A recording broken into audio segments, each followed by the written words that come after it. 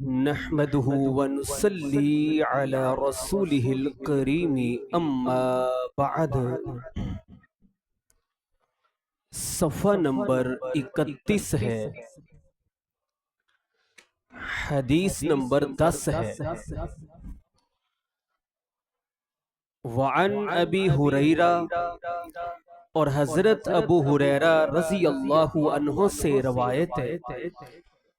قال انہوں نے کہا، قال رسول اللہ، فرمایا رسول اللہ صلی اللہ علیہ وسلم، والذی، اس ذات کی قسم، نفس محمد، محمد صلی اللہ علیہ وسلم کی جان ہے، بیدہ، جس کے ہاتھ میں، لا یسمع بی احد، نہیں سنتا میرے بارے میں کوئی بھی، من ہذہ الامہ، اس امت میں سے، یہودی ولا نصرانی، کوئی یہودی اور نہ کوئی نصرانی، کوئی عیسائی، ثم یموت، پھر وہ مرتا ہے، مر جاتا ہے، ولم یؤمن، اور نہیں وہ ایمان لایا، بالذی، اس پر، ارسلت بہ، میں بھیجا گیا جس کے ساتھ، الا، مگر، کان من اصحاب النار، وہ ہوگا آگ والوں میں سے۔ رواہ مسلم، یہ صحیح مسلم کی 153 نمبر حدیث ہے۔ اس حدیث میں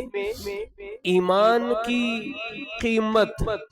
اور ایمان کی اہمیت بڑی واضح کی گئی ہے کہ حضرت ابو ہریرہ رضی اللہ عنہ بیان کرتے ہیں کہ رسول اللہ صلی اللہ علیہ وسلم نے قسم اٹھا کے فرمایا، پیارے پیغمبر علیہ السلام قسم کے بغیر بات کریں تو پھر بھی کوئی شک شبہ نہیں ہے، ہمارا ایمان اور یقین ہے پوری کائنات کے لوگوں کی بات ایک طرف اور پیارے پیغمبر علیہ السلام کی بات ایک طرف، ساری کائنات کے لوگوں کی بات پیغمبر علیہ السلام کی زبان سے نکلے ہوئے ایک لفظ کا مقابلہ نہیں کر سکتے۔ سب،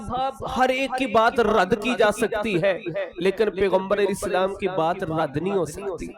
ہر ایک کی گفتگو میں غلطیاں، شکوک و شبہات ہو سکتے ہیں، مگر پیغمبر علیہ السلام کی زبان سے نکلے ہوئے الفاظ میں کوئی شک شبہ نہیں ہو سکتا۔ اس کے باوجود پیغمبر علیہ السلام قسم اٹھاتے ہیں، اور قسم اٹھانے کا انداز دیکھیں، فرمایا والذی نفس محمد بیدہ، اس ذات کی قسم جس کے ہاتھ میں محمد صلی اللہ علیہ وسلم کی جان ہے۔ آپ یہ قسم اٹھا کر نا دنیا جہاں کے لوگوں کو عقیدہ توحید بھی سمجھاتے تھے کہ غور کرو، اللہ کے بعد پوری کائنات میں اگر سب سے اعلیٰ کسی کا مقام ہے تو وہ پیارے پیغمبر علیہ السلام کا ہے، اور رسول اللہ صلی اللہ علیہ وسلم کی جان بھی کس کے ہاتھ میں ہے؟ اللہ کے ہاتھ میں ہے۔ سب کچھ اللہ کے کنٹرول میں ہے، اللہ کی گرفت میں ہے، اللہ رب العالمین خالق ہے، باقی سب مخلوق ہے۔ یہ بہت بڑا پیغام تھا۔ آپ نے قسم اٹھا کے فرمایا کہ میرے بارے میں اس امت میں سے جس نے بھی سنا اسے پتا چلا کہ آخری نبی مبعوث ہو چکا ہے، امام الانبیاء آ چکے ہیں، خاتم النبیین آ چکے ہیں، اس نے سنا وہ یہودی تھا یا عیسائی تھا، پھر وہ پیارے پیغمبر علیہ السلام پر اتارے ہوئے دین پر ایمان نہیں لایا، پیغمبر علیہ السلام نے فرمایا کان من اصحاب النار، اگر اسے اسی حالت میں موت آ گئی کہ وہ ایمان نہیں لایا، اس نے کلمہ نہیں پڑھا، اسی حالت میں مر گیا، تو کنفرم طور پر پیغمبر علیہ السلام نے فرمایا وہ جہنمی ہے۔ اللہ اکبر، اللہ ہم سب کا خاتمہ بالایمان فرمائے۔ یہ بڑی دعا اللہ سے کرنی چاہیے۔ کتنے ہمارے اعزاء اقریبا اس دنیا سے چلے گئے، ہم نے بھی ایک دن جانا ہی جانا ہے، کیوں نہ ہو جب موت آئے تو اس وقت حالت بھی اچھی ہو،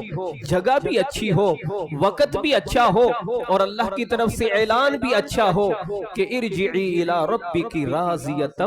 مرضیہ فادخلی فی عبادی وادخلی جنتی، کہ جو اس حالت میں مر گیا کہ ایمان نہیں ہے، اس نے پیغمبر علیہ السلام کا کفر کیا، آپ پر اتارے ہوئے قرآن کا دین کا کفر کیا، کانا من اصحاب النار، وہ جہنمی ہے۔ پیغمبر علیہ السلام کی امت یہ نہ دو طرح کی ہے، ایک ہے کہ پیغمبر علیہ السلام پوری دنیا کے لیے نبی بنا کر بھیجے گئے ہیں۔ پہلے جو انبیاء تھے نا وہ خاص قوم قبیلے کے لیے ہوتے تھے،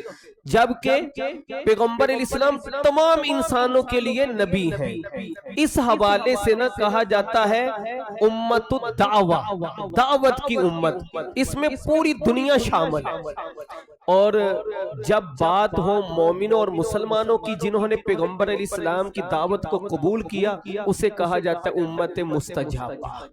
ہے کہ جنہوں نے پیغمبر علیہ السلام کی بات پر لبیک کہا اور کلمہ پڑھا۔